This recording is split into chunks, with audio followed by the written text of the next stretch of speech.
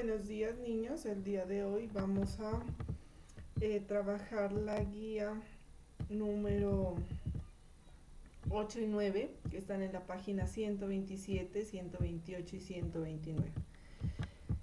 Entonces, teniendo en cuenta que el día de hoy miramos clases por Meet, voy a pasar a una corta explicación para los niños que no pudieron conectarse. Entonces, hoy vamos a hablar de la clasificación de la materia. La primera clasificación es en sustancias puras y en mezclas.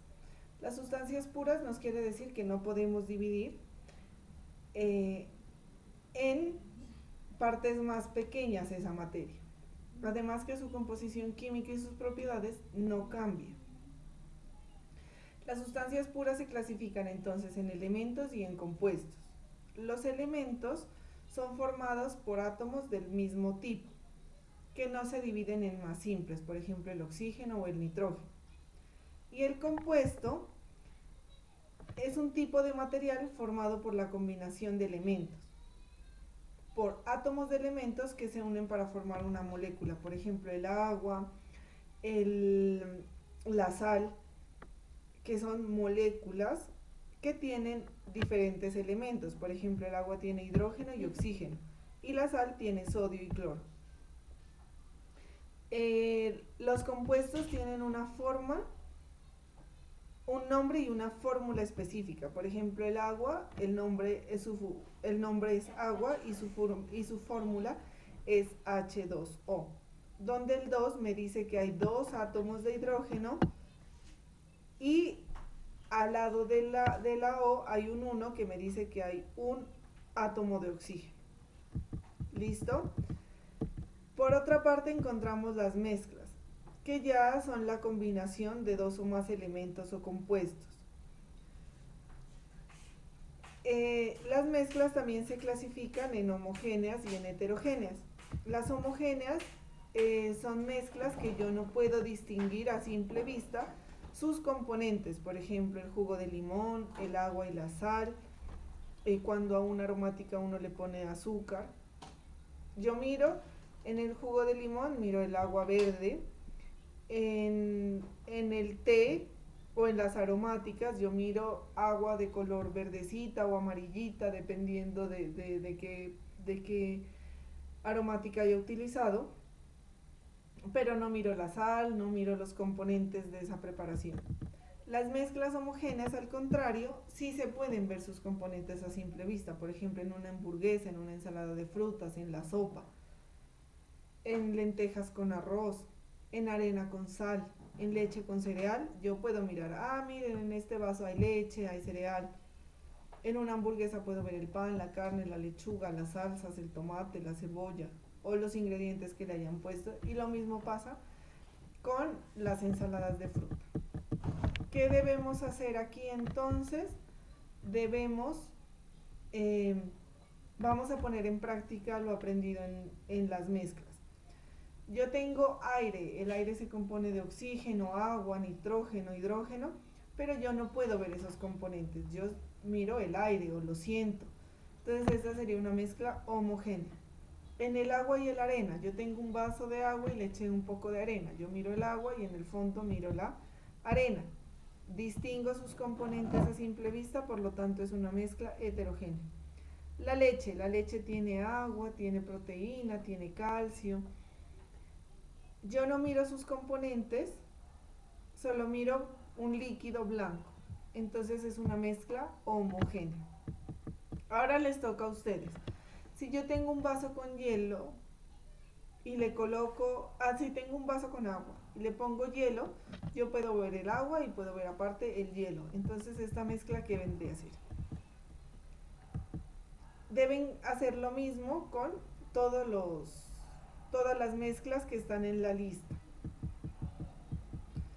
En el segundo punto tenemos 5 ingredientes, 5 componentes, 5 elementos. Entonces yo voy a seleccionar 2 o 3 para formar una mezcla homogénea. Recuerden que el agua y el aceite es una mezcla heterogénea, porque si yo pongo agua en un vaso y le adiciono un poco de aceite, voy a ver el agua y voy a ver el aceite en la parte de arriba, o voy a ver las goticas de aceite en el agua. Estos no se mezclan. Vamos a resolver las preguntas en el cuaderno, estas 4 preguntas, en donde nos hablan que tenemos 2 vasos. En el uno tenemos agua con sal y en el otro agua con aceite. ¿En cuál vaso puedo diferenciar los componentes? En la primera pregunta. En la segunda pregunta, ¿en cuál de estos 2 vasos no se pueden diferenciar los componentes? La pregunta 3 y la 4 son preguntas teóricas que nos hacen referencia a cuál es el nombre que recibe la reunión de compuestos, y la cuarta, que tengo una mezcla, tengo 2 mezclas, agua con sal y agua con aceite. ¿Cuál puedo separar más fácilmente? ¿El vaso número 1 o el vaso número 2? Listo, entonces el cuarto punto hablábamos de que cuál de los 2 vasos lo podemos separar más fácilmente. ¿Qué piensan ustedes? ¿Si el agua con sal o el agua con aceite? Vamos a pasar a la guía número 9, donde vamos a hablar de los métodos para separar las mezclas. Tenemos que son 6 métodos principales. El primero es la filtración, donde tenemos un filtro, puede ser un papel, puede ser un pedazo de tela, puede ser un pedazo de algodón, y una mezcla formada por un sólido y un líquido. Deposito la mezcla en el filtro y en la parte de abajo me va a quedar el líquido y en la parte superior me van a quedar los sólidos. Otro método de separación de mezclas es la decantación, donde yo tengo agua con aceite, por ejemplo. Estas 2 se separan, o una se ubica en la parte de abajo y otra en la parte de arriba, y puedo depositar la parte superior de la mezcla en otro recipiente. La evaporación, mezcla de sólidos y líquidos, donde pongo a calentar la mezcla y los líquidos se evaporan y en el recipiente me van a quedar los sólidos. La destilación me permite separar 2 líquidos por medio de un destilador, que es el aparatico que podemos ver en la imagen, y ponemos a hervir los líquidos y los vapores de uno de los compuestos se va a evaporar más rápido que el otro, y por medio de un condensador vamos a obtener uno de los líquidos en un recipiente y el otro en el otro. El tamizado es una forma de separar sólidos, mezclas de sólidos. Utilizamos una malla, un tamiz o un colador que tienen agujeros que van a permitir pasar partículas pequeñas a la parte inferior, y en el tamiz se van a quedar las partículas más gruesas. Y el magnetismo lo utilizamos para separar metales de otro tipo de sólido, y utilizo un imán para atraer el metal. Vamos a contestar las preguntas. En el primero es: ¿qué harían para que una mezcla de huevos, harina, azúcar, mantequilla sea homogénea? Van a seleccionar una sola de las respuestas. Posteriormente vamos a resolver el crucigrama, ¿no? Dándole respuesta a las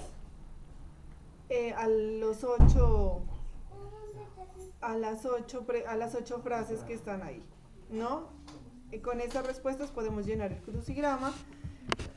Vamos a elaborar posteriormente un método de separación con material reciclable, y en un video me van a explicar cómo lo hicieron.